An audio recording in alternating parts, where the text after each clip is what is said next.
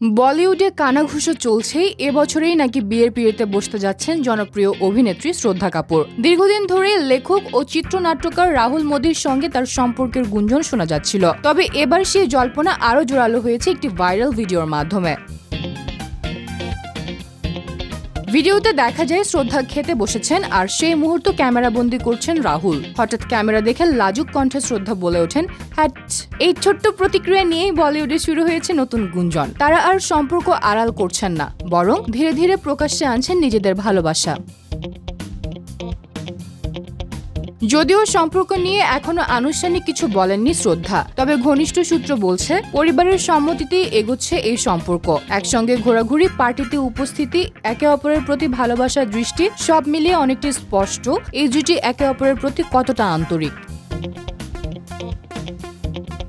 শ্রদ্ধাকে এর আগে বহুবার প্রেম ও বিয়ে নিয়ে প্রশ্ন করা হলেও তিনি সবসময় কৌশলে তা এড়িয়ে গিয়েছেন। কিন্তু সময় বদলেছে, আর এখনকার প্রতিটি মুহূর্ত যেন ইঙ্গিত দিচ্ছে তারা নতুন অধ্যায়ে পা রাখতে প্রস্তুত। ভক্তদের মনে এখন একটাই প্রশ্ন, তবে কি সত্যি রাহুল মোদিকেই জীবনসঙ্গী করতে চলেছেন শ্রদ্ধা?